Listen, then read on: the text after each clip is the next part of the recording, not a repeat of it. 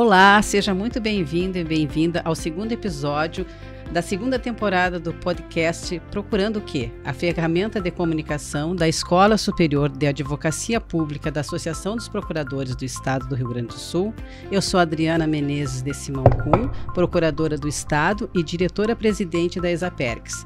Aproveite o nosso sexto episódio, curta o nosso canal no YouTube e nosso perfil no Spotify e nos siga no Instagram, @ESAPERGS, para conferir também as edições anteriores.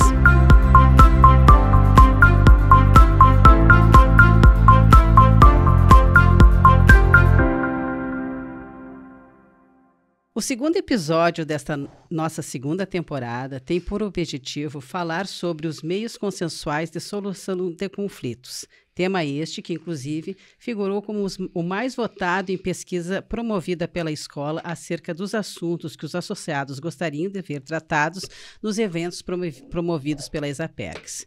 E para compor nossa mesa, convidamos duas colegas entusiastas da matéria. A doutora Elisa Aide, procuradora do Estado do Rio Grande do Sul e diretora financeira da ESAPERGS, e a doutora Patrícia Bernardi Dall'Acqua, procuradora do Estado do Rio Grande do Sul e vice-presidente para assuntos institucionais e políticos da APERGS.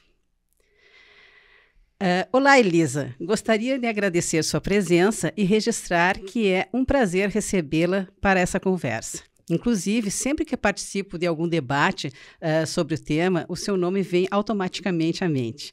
É uma estudiosa dos meios consensuais de solução de conflitos desde a primeira hora, quando a ideia começou a se estabelecer como factível na esfera pública. Foi coordenadora do Centro de Conciliação e Mediação da PGE de 2016 a 2019, é mestre e doutora em Direito e seus estudos renderam o livro Autocomposição na Administração Pública, lançado agora pela editora Fórum. Então, gostaria de começar o episódio pedindo que nos dê uma introdução sobre o tema, a origem e as modalidades dos meios consensuais. Tá certo. Então, boa tarde, Adriana, boa tarde, boa noite, ou bom dia também para quem nos assiste aqui no YouTube, ou também nos ouve no Spotify. Também cumprimento aqui a minha colega, Patrícia. Quero dizer primeiro que é um prazer estar aqui participando desse podcast, dessa iniciativa brilhante da escola de produzir conhecimento e permitir, né, que os associados e o público em geral também conheçam um pouco mais a PGE e o trabalho que a gente vem fazendo dentro da instituição. Estou bem feliz de participar desse episódio que fala de meios consensuais. Realmente é um tema que eu tenho me dedicado bastante na minha vida acadêmica e muito feliz assim, de ter tido a oportunidade também de desenvolver, né, um trabalho de consensualidade dentro da PGE do Rio Grande do Sul. Mas então, falando um pouco sobre os meios consensuais, eu acho que é importante a gente primeiro definir, né, o que são meios consensuais. Meios consensuais de solução de conflitos, né? As modalidades dessa temática, elas dizem respeito a uma forma de resolver conflitos entre os envolvidos, né? Que tem ali alguma questão para ser resolvida pelas próprias partes, né? Então, assim, meios consensuais significa resolver conflitos sem imposição de uma decisão por um terceiro. Então, quem vai chegar a uma solução, debater o tema, discutir o que pode ser feito, como é que aquilo pode ser cumprido, são os próprios envolvidos na questão, ali no conflito que surgiu. Isso pode ser feito de várias formas, e aí que a gente vai falar das modalidades. Pode ser uma negociação, que é o exemplo talvez mais antigo e até mais, assim, utilizado na vida diária por todo mundo, negociar. A gente negocia todo dia, né? Desde acordar até a hora de dormir, a gente está sempre negociando com alguém, com quem convive com a gente, com quem a gente trabalha. Mas trazendo para uma questão mais objetiva, né? A negociação seria, por exemplo, eu e tu, Adriana, a gente ter, enfim, batido o nosso carro, né? Eu ter fechado a tua frente aqui no trânsito, e a gente tem uma questão para resolver sobre como vai fazer o pagamento, quem é o culpado, como é que a gente vai resolver isso. Então, eu e tu podemos sentar, né, combinar e definir, olha, eu fui responsável, vou te pagar, eu acho que não, tu teve culpa, fica 50% para cada um, e a gente faz uma negociação direta entre nós e chegamos a uma solução, como é que a gente vai resolver, como é que eu vou te pagar ou tu me pagar, enfim, isso é uma negociação. E aí a gente pode, talvez, eu e tu não conseguirmos resolver aquilo. Enfim, eu tenho uma posição, tu tem a tua posição, e a gente não conseguir chegar no meio termo de como resolver. Então, a gente pode pedir para um terceiro nos auxiliar, que aqui poderia ser a Patrícia. Então, esse terceiro vai vir aqui na nossa conversa e vai atuar para ajudar eu e tu. Quem vai chegar a uma solução ainda seremos eu e tu, mas a gente vai contar com um terceiro facilitador. E isso pode ser feito, então, por meio da mediação ou da conciliação. A gente teve aqui no Brasil uma definição, uma diferenciação de como é que funciona a mediação e a conciliação, com a qual eu não concordo pessoalmente, eu acho que não precisaria distinguir, mas a mediação e a conciliação, elas se diferem em como a Patrícia, que é aqui a nossa terceira facilitadora, como ela vai atuar no nosso diálogo. Se ela vai apenas nos ajudar por meio de intervenções um pouco mais sutis, dá para dizer assim, ela vai talvez ajudar a gente a conduzir o nosso diálogo, vai utilizar técnicas, né, de escuta ativa, talvez ela pode chamar para uma conversa individual, primeiro você, Adriana, depois eu, entender qual é a nossa posição, né, eu contar a minha versão, tu contar a tua, e aí quando a gente for debater em conjunto, ela vai atuar de uma forma mais ajudando a gente a dialogar, porque supostamente a gente não conseguiu fazer isso sozinha, né, sem a ajuda de alguém. E o papel de conciliador, que seria a conciliação, ela não vai apenas ajudar a gente a conversar, utilizando as técnicas mediativas que a gente diz, mas ela também pode sugerir soluções. Então, o conciliador, ele tem a conciliação, ela se caracteriza pelo papel do conciliador, do terceiro facilitador, como alguém que atua mais ativamente na construção, na chegada de uma solução. Então, ele tem um papel mais interventivo do que o mediador. Essa é a diferenciação básica até que o nosso Código de Processo Civil faz. Então, além da mediação, da negociação e da conciliação, que são meios consensuais por excelência, a gente pode dizer também, utilizar um exemplo mais recente, que venha sendo utilizado pela administração pública, que são os dispute boards, que são utilizados basicamente... eu só tenho conhecimento do Estado de São Paulo, que já utilizou em contratos administrativos, né? Geralmente quando envolve uma questão técnica muito específica que precisa de uma orientação, de um auxílio de peritos, de pessoas mais especializadas no assunto daquele contrato, geralmente em contratos de engenharia. Então, é uma modalidade bem recente, mas que, inclusive, o Rio Grande do Sul já tem previsão de possibilidade de utilização dessa modalidade. E aí, eles se caracterizam. Então isso são modalidades consensuais que a gente pode dizer que se caracterizam, então, pela construção da solução pelas próprias partes. E aí, isso se diferencia dos métodos heterotocompositivos, que a gente fala, que são quando as soluções são alcançadas por alguém que impõe a solução, alguém que diz o que tem que ser feito, que é basicamente a sentença, né? A sentença judicial, que o juiz diz o que tem que ser feito. E a gente também tem um exemplo da arbitragem, em que é o árbitro, né? A sentença arbitral, em que as partes ali também têm um conflito e quem vai definir a questão é o árbitro que foi eleito pelas partes. Essa é a diferença da jurisdição estatal. Eu acho interessante, só para fechar aqui a questão dos meios consensuais, falar que o Código de Processo Civil e a Lei da Mediação, que dá para dizer que é a origem, né? A origem quando a gente começa a falar de meios consensuais como forma de resolver litígios de forma mais normativa e acho que em nível legislativo, é o Código de Processo Civil e a Lei da Mediação. Quando a gente fala da administração pública, a gente utiliza o termo autocomposição. Então, a Lei da Mediação, ela não especificou nem conciliação, nem mediação, nem negociação para a administração pública. Ela definiu um termo genérico, autocomposição, deixando ao critério da administração pública qual metodologia vai utilizar. O que importa é que a administração vai tentar resolver aquele litígio de uma forma interna, orgânica, sem se utilizar do Poder Judiciário. Então, a gente fala meios consensuais e também se refere à autocomposição quando a gente fala de administração pública, porque foi a opção legal que foi trazida aí na Lei da Mediação para tratar do tema. E aí eu acho importante também falar, acho que a Patrícia vai complementar essa questão da questão legislativa, mas a origem dos meios consensuais, eles existem já, como eu disse, né, a negociação é algo que a gente faz já naturalmente, né, em vida diária, em vida em sociedade, a gente está sempre dialogando e tentando chegar aí a soluções com quem a gente convive. Mas a gente começa a falar isso num plano normativo, né, aqui no Brasil, a partir de 2010, que foi quando teve uma resolução do Poder Judiciário tentando introduzir a mediação e a conciliação na atividade do Poder Judiciário, ou seja, uma instrução normativa específica para o Poder Judiciário, né, que foi feita em 2010. Quando a gente começa a falar em plano mais abrangente, nível nacional, então é a partir de 2015, com a edição do Código de Processo Civil, que é um princípio fundante do Código de Processo Civil, a questão da consensualidade, da autonomia para os indivíduos, né, para resolver seus problemas, e a Lei da Mediação, que também é de 2015, que aí fala, né, tem um capítulo específico para tratar da administração pública, e fala também que o poder público também é, enfim, convidado, né, a utilizar os meios consensuais para resolver as suas questões. Então, para o poder público, ficou esse leque completo usando o termo autocomposição.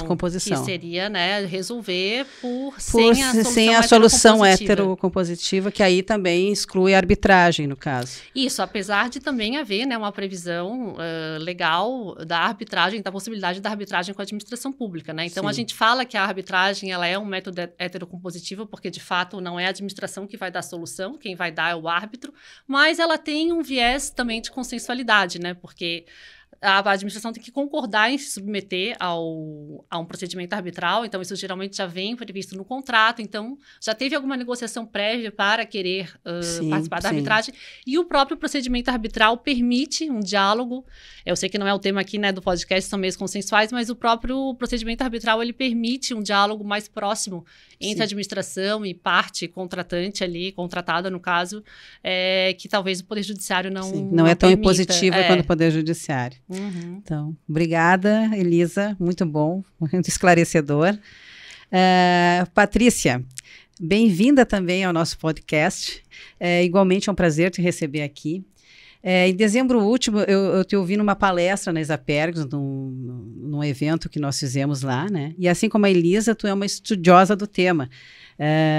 E aí, além de tu ter realizado o curso na própria PGE, buscou formação em mediação por iniciativa própria, né? Cursou o curso da Ajures e os cursos ministrados pelo renomado CMI Intercer, inclusive um módulo estendido do curso ministrado na Universidade de Harvard. Gostaria de te convidar a compartilhar, então, a tua visão do impacto dos meios consensuais no poder público, o contexto histórico neste setor e como isso tem sido incentivado pelas normativas que temos hoje em dia. Boa tarde, Adriana, Elisa. Inicialmente, gostaria de parabenizar a Exapergs pela escolha desse tema tão atual e relevante para a administração pública. E, então, adentrando já no tema, né, eu sou muito otimista em relação ao uso dos meios consensuais na administração pública e a sua expansão, porque é algo ainda bastante novo, como a Elisa disse, acabou despertando depois da resolução 125 do CNJ algumas iniciativas, efetivamente com a edição do novo CPC, que é de 2015, mas entrou em vigor em 2016, e a Lei da Mediação, que veio logo em seguida do CPC, são, assim, os marcos legais que despertaram na administração pública a preocupação com o tema. Porque até então havia experiências, né? A própria AGU tem a Câmara dela anterior às normativas, nos estados isso não havia. O estado do Rio Grande do Sul foi o pioneiro dentre as procuradorias estaduais a instituir a sua Câmara, que nós chamamos de Centro de Conciliação e Mediação. A Elisa foi a primeira coordenadora, estruturou muito bem no âmbito do nosso estado. Mas, antes disso, algumas negociações aconteciam, soluções consensuais, elas aconteciam, mas elas eram muito mais raras. E elas foram sendo aceitas ao longo do tempo. Não que ainda não haja resistências, mas já houve muita resistência no passado. Eu que estou na Procuradoria-Geral do Estado há mais de 20 anos, eu cheguei e a advocacia pública ela era eminentemente adversarial naquela época e só se aceitava a via judicial para a solução das controvérsias e levar os processos muitos anos até os tribunais superiores.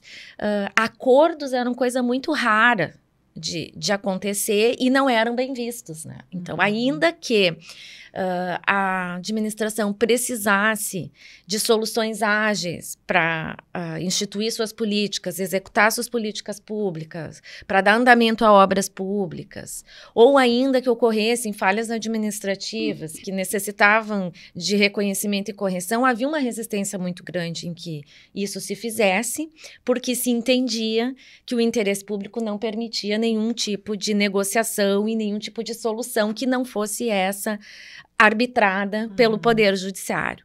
Então, na época que eu ingressei na PGE, o que se conhecia eram os acordos tributários, né? Que, na verdade, não eram acordos, mas eram parcelamentos dos débitos tributários e não havia nenhum tipo de possibilidade de diálogo efetivo e de consenso. A administração estabelecia as normas e o contribuinte aceitava ou não aceitava. Ao longo do tempo, foi-se vendo alguns avanços ainda antes das normativas, e eu cito assim, alguns exemplos aqui. Nós tivemos algumas situações em que a consensualidade foi utilizada para resolver algumas coisas. Uma delas foi uma situação bastante complexa que existia aqui, que foram alguns navios paraguaios que foram abandonados no cais do porto de Porto Alegre. A tripulação desembarcou, foi embora e aquilo ali ficou literalmente abandonado, gerando receita para o porto, porque tinha a taxa de atracação que não era paga, gerando riscos ambientais, porque tinha água, tinha resto de óleo naqueles navios, então havia um risco de que eles se desprendessem, de que contaminasse o Lago Guaíba, uma série de coisas. E aí havia a preocupação de o que fazer e como fazer para resolver esse problema e retirar esses navios desse local. E a gente sabe que um navio, ele é território do país da bandeira, então não se poderia adentrar, fazer os serviços necessários, e não se conseguia resolver isso. Se pensou em várias soluções, uma delas, a primeira, o ajuizamento de uma ação contra o governo do Paraguai, mas isso teria que ser feito no STF, teria uma carta rogatória para citar, e eu acho que se tivéssemos ido por esse caminho, talvez estivéssemos hoje ainda com os navios ali atracados. Processo ainda em andamento. Exatamente. E, no fim, foi possível solucionar esses navios. Eles ficaram longos 14 anos ali, mas eles já saíram há uns 10 anos atrás, eles já não estão mais ali. E isso foi possível por um processo de mediação, do qual o Estado do Rio Grande do Sul e a Superintendência do Porto participaram. De outro lado, o governo paraguai, por meio do consulado do Paraguai, e quem mediou o acordo foi uma diplomata do Itamaraty. E aí, mediante diálogo e mediante conversa, nós fomos nessa linha que a Elisa colocou, de construir uma solução para aquilo que se precisava, que era, de parte do Estado do Rio Grande do Sul, a retirada dos navios daquele local. O governo do Paraguai não tinha nenhum interesse nos navios, mas também tinha o compromisso de que foi abandonado ali. E aí, na evolução do diálogo, se chegou numa forma de que esses navios fossem entregues pelo governo paraguaio ao porto em pagamento da dívida, né? E uma vez que o porto se tornasse o proprietário dos navios, pôde vender para a sucata, que era a única coisa que eles serviam, né? E isso, nesse meio tempo, então, foi-se adotando as medidas necessárias, foram editadas leis, tanto aqui no estado do Rio Grande do Sul, quanto lá no governo paraguaio, para autorizar essas transações, e assim se concretizou. A superintendência passou a ser a proprietária do navio, leiloou como sucata, e eles saíram dali, né? As conversações, então, assim, uma coisa que acredito que em torno de uns 1 ano e meio, 2 de conversas e negociações, se chegou a uma solução, que se nós fôssemos buscar na via do Poder Judiciário, seria muito custosa e muito demorada.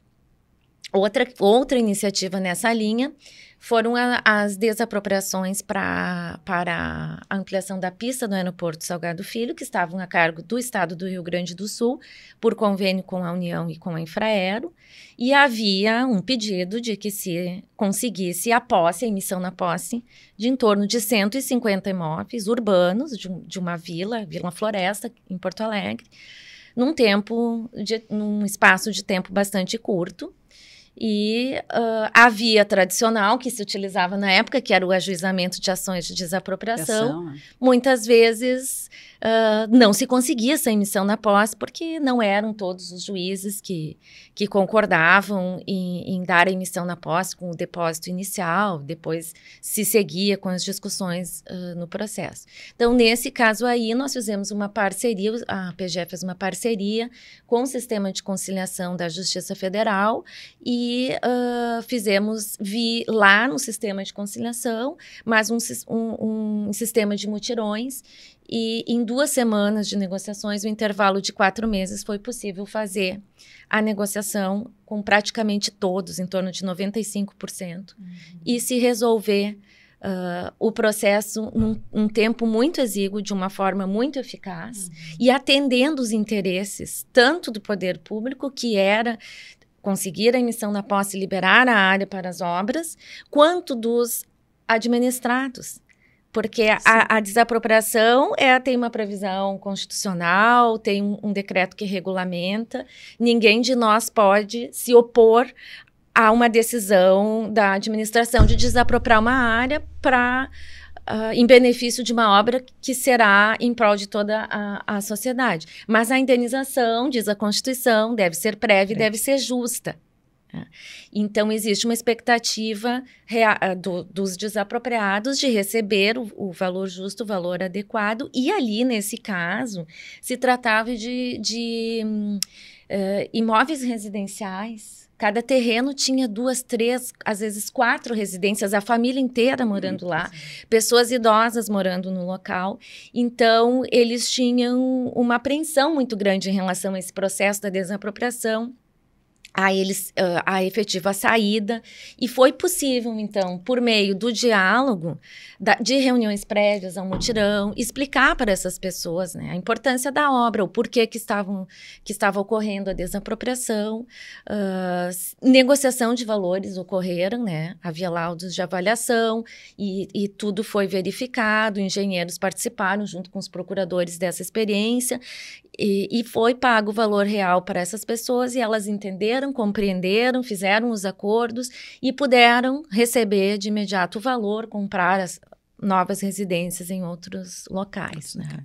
Temos também algumas experiências na área de pessoal, que aí envolveram situações de reajustes que foram concedidos e não foram pagos aos servidores públicos, e em salarial, vale-refeição, e geraram uma quantidade enorme de ações, né, que estavam dificultando o atendimento pela Procuradoria, porque nós não tínhamos pernas para atender a tantas demandas, tinha todo o custo do judiciário, e então, com base nas decisões que já existiam e que já eram desfavoráveis ao Estado, a omissão foi por, no limiar do processo, oferecer acordos e resolver esses processos, diminuindo o estoque judicial da PGE de um lado e atendendo com rapidez as pessoas, né? E depois desses marcos legais, aí nós tivemos mais segurança para fazer tantas outras negociações que vêm ocorrendo, e é um caminho, eu acredito, sem volta, né? Que só vai se consolidar ao longo do tempo. Excelente, Patrícia. Eu acho que já na tua experiência anterior, a própria legislação já estava ali o germe, né, da tua simpatia, né, pela causa, né, pela conciliação. E acho muito importante também, porque ali na questão, né, uma desapropriação sempre é muito violenta, né? Sim, então, né, para a população, né, é uma questão que se dá para ser contornado com uma solução mais pacífica, né? É o ideal. E o acolhimento dessas pessoas. Sim, exatamente.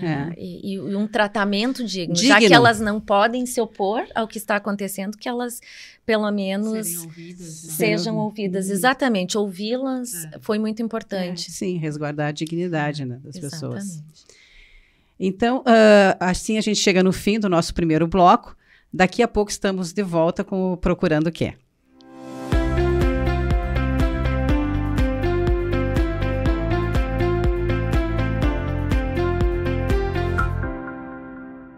Estamos de volta com o 6º episódio do Procurando o Quê? O podcast da Exapergs. Eu sou a Adriana Kuhn e hoje conversamos com Elisa Aide, procuradora do Estado e diretora financeira da Exapergs, Patrícia Bernardi Dall'Acqua, procuradora do Estado do Rio Grande do Sul e vice-presidente para assuntos institucionais e políticos da Apergs.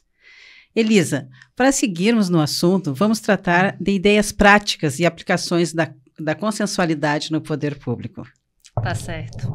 Eu acho importante mesmo a gente falar, assim como a Patrícia trouxe exemplos práticos, né, de consensualidade, para a gente não ficar só numa ideia teórica de que é possível, de que vamos fazer, mas é importante a gente ver como é que isso está sendo feito na prática, o que vem sendo feito, né, para implantar essa consensualidade no dia a dia da administração.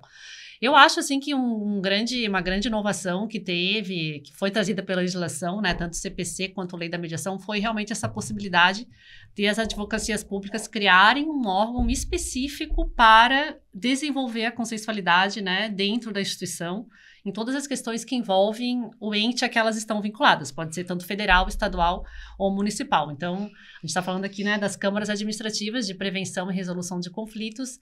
Elas, realmente, assim, eu acho que elas representam, assim, um pouco desse movimento em prol da consensualidade, porque traz o advogado público para uma nova postura perante o conflito, né, em que ele pode atuar de forma totalmente extrajudicial, porque são câmaras que são criadas dentro da advocacia pública, então elas realmente não são vinculadas ao Poder Judiciário, em que o Estado tem a possibilidade de chamar os atores envolvidos naquela questão, que podem ser qualquer questão, né? É impossível a gente antever o que pode ser submetido, o que pode ser encaminhado para uma Câmara de Conciliação, porque as questões podem ser diversas. E aí, numa mesa redonda mesmo, com todas essas técnicas da mediação que a gente resgata aí de todo um estudo que já vem de muito tempo, em especial nos Estados Unidos, né? A gente se utiliza muito das técnicas de negociação e de mediação que começaram lá há bastante tempo e traz para o ambiente público. E aí, por meio de rodadas, de sessões de mediação, de conciliação, chamando secretaria, chamando parte, advogado, chamando os procuradores do Estado que são envolvidos com a questão, mediado por um procurador do Estado, ou seja, né, o advogado público ali assume um papel totalmente diferente, que é tentar conduzir um diálogo, ouvir as partes de uma maneira diferente, e aí chegar num acordo extrajudicial que é, então, homologado pelo procurador-geral e tem título, ele vale como título executivo extrajudicial conforme prevê a mediação. Então, acho que é uma grande inovação prática de implementação da consensualidade na administração pública, né? Isso aqui a gente está falando de poder executivo. Sim. E, de fato, acho que é importante ressaltar que o Rio Grande do Sul foi o estado pioneiro na criação da Câmara, assim que foi editado, né, o CPC, a Lei da Mediação, já se começou um movimento para criar essa Câmara, não por acaso é o estado que mais tem processos realmente em tramitação, né, no judiciário, então acho que foi uma iniciativa bastante, enfim, era um terreno muito fértil ali para se implementar uma iniciativa diferente, e aí foi seguido por vários estados, né, hoje a gente tem vários estados já com câmaras administrativas em funcionamento, instaladas, temos municípios também, né, a PGM aqui em Porto Alegre é uma grande referência também de Câmara Municipal, temos a AGU, que já é desde antes da Lei da Mediação, já tem a SECAF, que também se destina aí, e quando a gente fala de união, a complexidade é muito maior em termos de administração pública, porque são vários órgãos, e aí a gente começa também a ver outras câmaras sendo surgidas que não nas advocacias públicas. O exemplo mais recente agora é do TCU, né? O Tribunal de Contas da União criou uma câmara de conciliação que visa ali a fazer a mediação, né, em questões que envolvem poder concedente e setor privado na ideia de um Estado regulatório. É bastante interessante a iniciativa do TCU, mas eu soube agora recentemente que as sessões de mediação foram suspensas, porque aí há conflitos ali, talvez de competência, né? Porque a AGU já tem ali uma câmara, sim. Então talvez... Enfim, a complexidade da administração, ela realmente não é, né? Não é algo fácil de decifrar todas as nuances da administração pública, mas são iniciativas que vieram, e eu acho que para ficar, a ideia da implementação das câmaras. Fora câmaras, porque como a gente fala de câmaras, a gente está falando de um espaço totalmente extrajudicial, né? Bem autocompositivo mesmo, de tentativa de solução pelos advogados públicos e todos os agentes públicos envolvidos naquela situação. Mas a gente também não pode ignorar a possibilidade de consensualidade dentro do processo judicial, como até a Patrícia trouxe, né? A PGE do Rio Grande do Sul, ela já tem uma iniciativa de tomar algumas medidas dentro do processo que visam não necessariamente um acordo dialogado com outra parte, mas encerrar aquele processo que a gente sabe que não vai ter um resultado ou que seja desfavorável para o Estado, ou que a gente já de antemão, enfim, não vislumbra ali a necessidade, né, a utilidade de perseguir com aquele processo. Então, a administração pública ela vem adotando iniciativas de atuação dentro do processo, seja de dispensa de contestação, dispensa de recurso, né, concordar com o pedido da outra parte e encerrar o processo, ou até, e aí, isso que foi falado da questão das conciliações tributárias, é uma modalidade que é muito utilizada pela administração pública, porque a gente lida com demandas de massa, é a possibilidade da transação por adesão, em que não há, né, e aqui a gente pode falar, talvez o exemplo da desapropriação, as conciliações tributárias, elas são muito nesse sentido, porque de fato não pode haver um auferimento do princípio da isonomia. Então, a proposta que o poder público vai fazer para ela tem que fazer para todos, né? Porque para atender ali a questão da legalidade e o tratamento isonômico. Então, a transação por adesão, ela talvez possa ser criticada porque não tem um espaço de diálogo efetivo. Na verdade, a administração já previamente coloca os termos da proposta e cabe ali ao particular aderir ou não ao que foi trazido pela administração. Mas ela é uma ferramenta excelente para encerrar questões de massa. Essa questão salarial que a Patrícia trouxe foi nesse sentido, né? As transações, as propostas que o poder público apresenta, o Estado apresentava nessas as questões salariais, ela era a mesma para todos, né? Para daí ter um tratamento isonômico para todos. Mas ela é muito útil para reduzir a litigiosidade e chegar a um acordo, ainda que ele seja padrão, mas chegar a um acordo com a parte contrária, com quem está litigando com o Estado e evitar a espera da sentença, a execução da sentença, que são questões bastante demoradas. As expectativas legítimas das partes em receber o seu direito, e quando a gente percebe que o resultado não será outro, que não o acolhimento do pedido, não há razão para que se siga com um processo e se retarde o recebimento do direito da parte. E não há vantagem também para o próprio Estado, porque o custo do processo é um custo altíssimo. E inclusive nessas transações por adesão não é nem efetivamente uma negociação, porque o Estado basicamente não cede, ele dá o direito para a parte, Exato. né? Há algumas iniciativas até que são feitas, né, às vezes em nível federal, previdenciário, em que de fato há um reconhecimento do direito, mas ainda assim oferece com desconto, ou ainda, mas aqui no Rio Grande do Sul, né, a PGE sempre foi concedendo o direito total, né, sem negociação. Mas eu acho importante, só para arrematar essa questão das ideias práticas, a administração pública ela realmente precisa de incentivo normativo. Então, se não houver assim, prévia autorização legislativa, e a gente vê aí, né, um grande arcabouço de consensualidade sendo editado e legislado, e é muito importante isso para o gestor público, para ele ter essa segurança jurídica de fazer acordos. Então, quanto mais houver previsões e de possibilidade de realização de acordos para a administração pública, isso é muito salutar. E além, né, ao lado do incentivo normativo, a gente tem a questão cultural, né? A gente sabe, eu e a Patrícia, a gente já fez aí muitos cursos e se capacitou, porque também tem que mudar a postura até pessoal, né, de quem lida com questões judiciais e conflituosas, de querer resolver aquilo de outra maneira. Então, isso faz a gente ter um outro papel, faz a gente lidar com... se deparar com questões que a gente não está acostumado quando a gente lida só com o processo e só com a letra fria ali da lei, né, e das nossas manifestações jurídicas, mas é importante também essa oxigenação cultural, né, de ter uma outra postura perante o conflito e querer resolver de outra forma, né? Então, são duas coisas que têm que andar juntas. Você estava falando, e realmente isso me parece que todas essas outras soluções, que ainda não seja exatamente uma autocomposição, né, elas constroem a cultura, né? O advogado público se colocando numa outra posição, né? E isso leva tempo, é claro, mas eu acho que todas as iniciativas são bem-vindas nesse sentido. Né? Muito bom mesmo. Patrícia, nós agora no Rio Grande do Sul, né, tivemos recentemente a tragédia climática que atingiu diversos setores, né, todos os dias temos notícias aí do setor hoteleiro, turismo, né, obviamente tem impacto no estado também, né, e por muito tempo. E como é que a consensualidade pode ser útil neste contexto? Muito útil. E estamos observando que vem sendo utilizada e vem rendendo frutos muito positivos.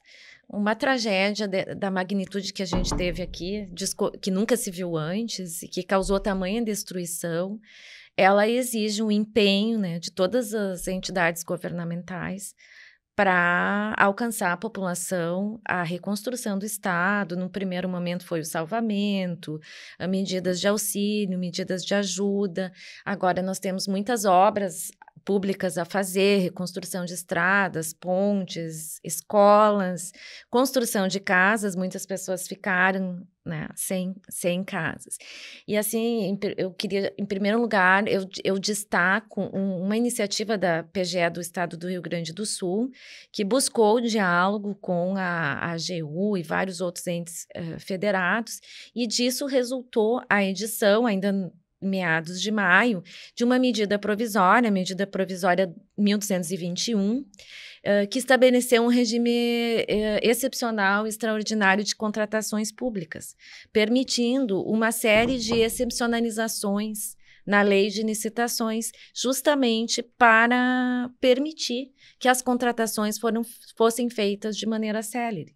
Então, é por isso que a gente já viu estradas consertadas, já viu uma série de obras e muitos contratos estão sendo firmadas, muitas compras foram feitas com base nesse regime. E vejam bem, né, é um instrumento normativo, é necessário que houvesse um instrumento normativo, mas foi o diálogo, foi a consensualidade que permitiu que os órgãos estaduais e federais se envolvessem e se chegasse a esse resultado muito positivo, né?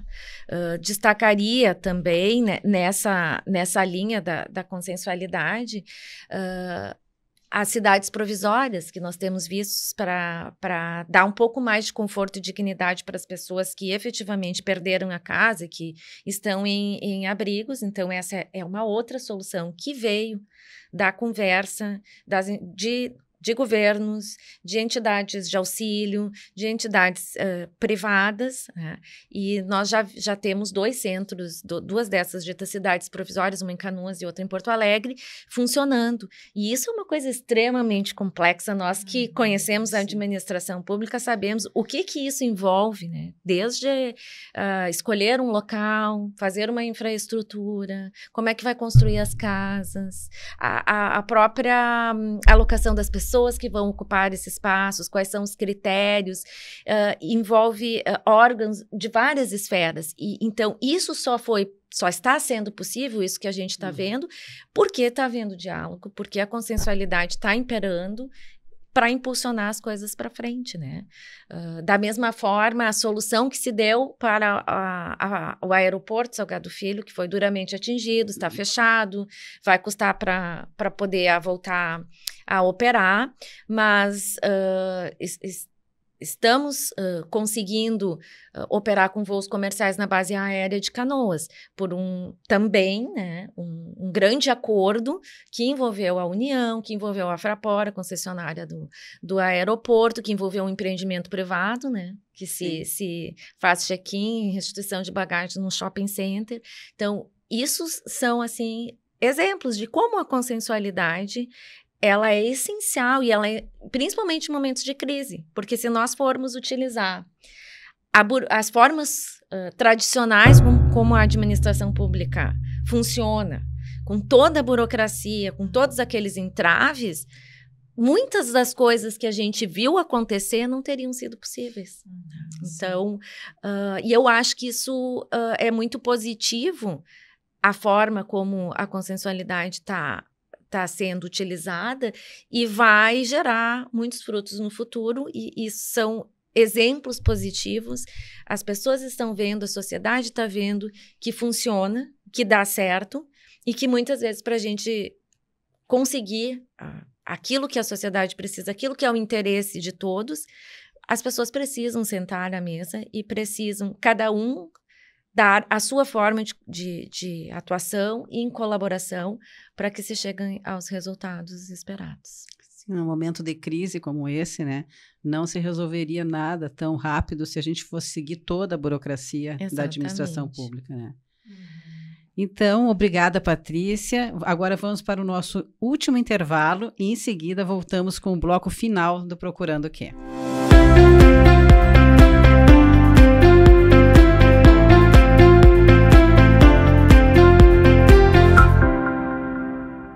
Estamos de volta para o último bloco da nossa 6ª edição do Procurando o Quê?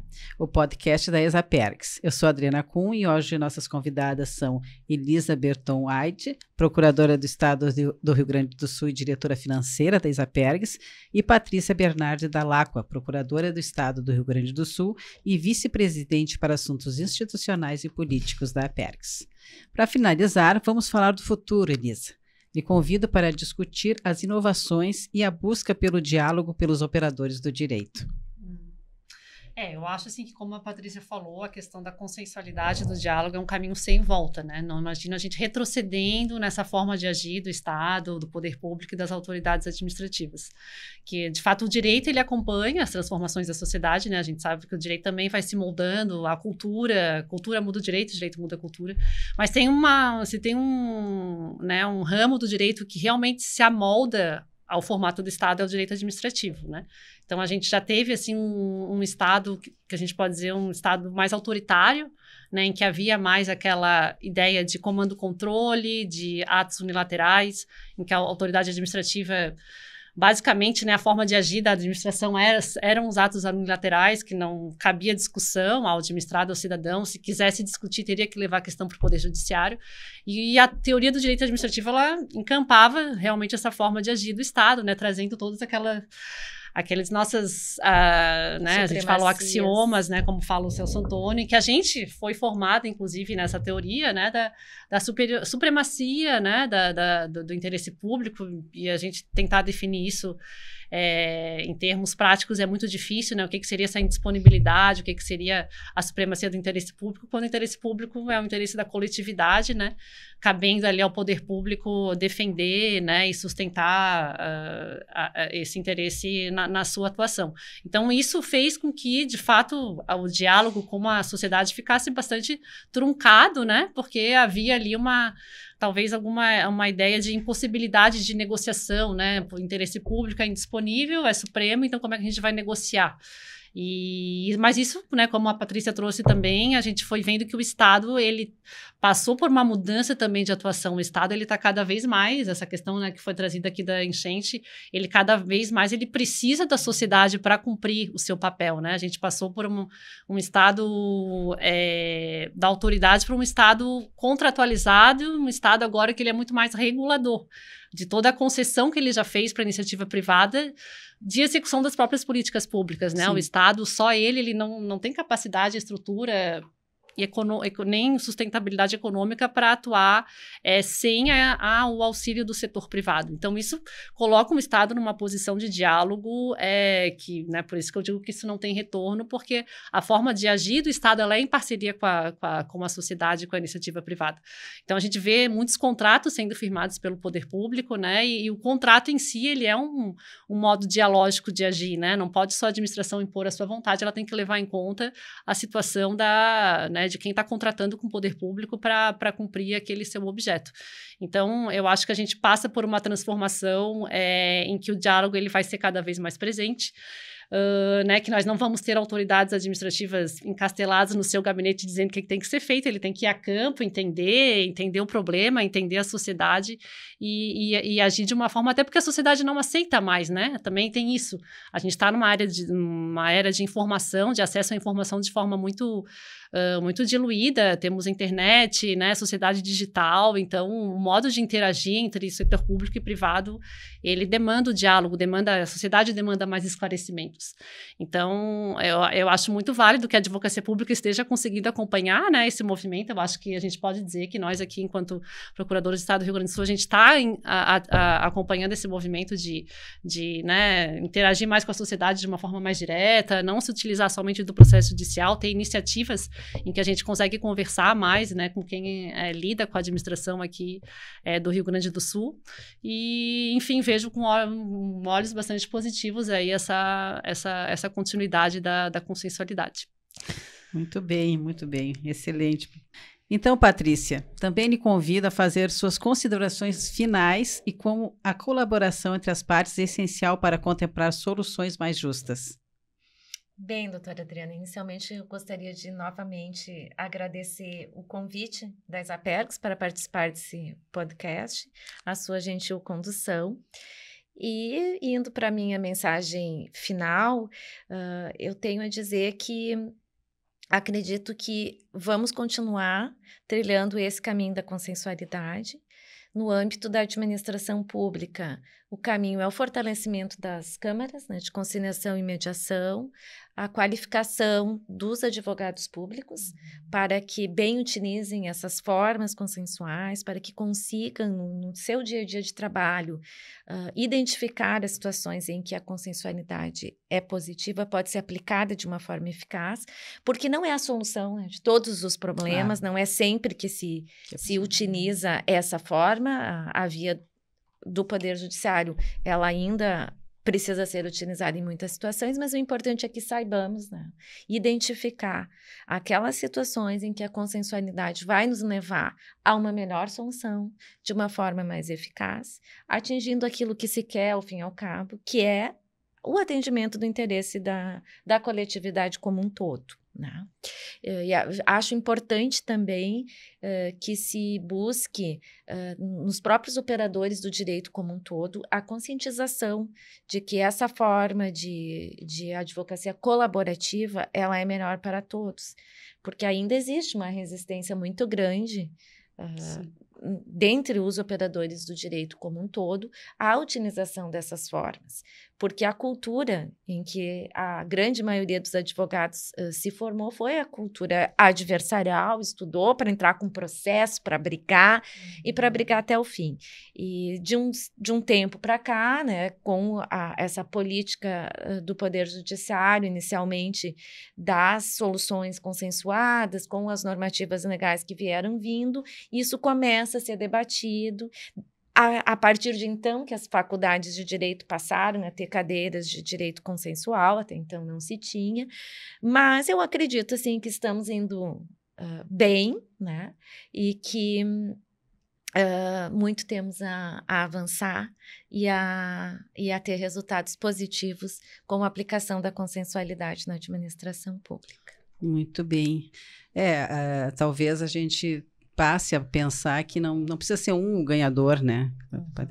Todos podem, de certa forma, conceder de um lado ou do outro e todo mundo ganhar mais com isso, né? Essa é a ideia, né? Dos meios consensuais, buscar a identificação dos interesses comuns. Sim, e as formas pelas quais o resultado pode ser bom para ambos os lados, ou o que se pode, às vezes... O melhor resultado possível, encontrar né? o melhor resultado possível, exatamente. E isso, às vezes, tem reflexos econômicos, às vezes são reflexos não econômicos, o fator tempo também, né? O Poder Judiciário, com a sobrecarga que tem, não tem conseguido dar respostas céleres e eficazes, e às vezes a decisão tarda demais, já não faz mais efeito, ou não agrada a ninguém, né? Porque às vezes a decisão imposta pelo juiz, no final ela não agrada nem ao autor e nem ao réu. Exatamente. E as pessoas mais indicadas para resolver o conflito são as pessoas que estão nele envolvidas, nem que seja pela intervenção de um terceiro para conduzir o diálogo das partes. E até corroborando isso, né, Patrícia, a gente vê que o maior entrave o tempo maior que leva a tramitação dos processos é na fase de execução de sentença, né? Sim. Porque pode até obter ali uma solução, mas ela acaba não sendo execuível, exatamente. Ela é difícil de cumprir. Então, questionada por ambos os lados, né? Então, e a decisão construída, ela compromete as partes. Também, então, os estudos e pesquisas, inclusive, demonstram, né, que é muito difícil que não sejam... Se comprometer. Que não exatamente, que não sejam cumpridas. Mas antes de finalizarmos, eu gostaria de que a doutora Elisa nos falasse do seu livro recém-lançado. Que bom. Obrigada, Adriana, pela oportunidade. De fato, é a primeira vez que eu vou falar aqui do meu livro, porque ele acabou de ser publicado. E fico bem feliz de enfim, falar, né, dessa obra aqui no espaço da Pergs, da escola e da PGE, né? Porque, enfim, a minha trajetória acadêmica toda foi dentro da PGE do Rio Grande do Sul, foi muito incentivada, né? Seja pelos colegas, que a gente está sempre ladeada de colegas brilhantes, pelo nosso trabalho que incentiva muito a estudar e seguir a trajetória acadêmica, e aqui a escola também sempre foi um espaço, né, de bastante produção de conhecimento, então tá aí, é um fruto talvez de toda essa trajetória, né, já estou completando aí 15 anos de PGE, e a minha obra, ela é fruto da minha tese de doutorado, então que eu estudei sobre consensualidade na administração pública, e mais especificamente sobre isso que a gente falou aqui bastante, que é das câmaras administrativas, né, como é que essas câmaras administrativas que vieram previstas aí no CPC e da Lei de Mediação, como é que elas funcionam dentro da advocacia pública, se há um procedimento que deve ser adotado para que a consensualidade tenha segurança jurídica, né, e tenha sustentabilidade no âmbito do poder público. Então, eu trago toda uma investigação teórica, mas também trago uma parte prática, né? Eu fiz uma pesquisa empírica, também conversei com várias PGEs aqui do Brasil para também entender como é que eles estão implementando e como é que colocaram em funcionamento essas câmaras. Então é isso, é autocomposição na administração pública pela editora Fórum. A versão digital já está disponível e a versão impressa vai sair em breve. Ah, que ótimo, estamos aguardando ansiosamente. Eu gostaria de agradecer, então, às colegas, foi um papo que passou super rápido, muito interessante, e já vou dar o spoiler que nós vamos ter um outro evento e vamos conversar mais sobre isso, com certeza. Tá? Então, o sexto episódio do Procurando o Quê se encerra por aqui. O podcast da Isapergs. Nos siga no YouTube, no Spotify e nas redes sociais @Isapergs. Até a próxima. Obrigada.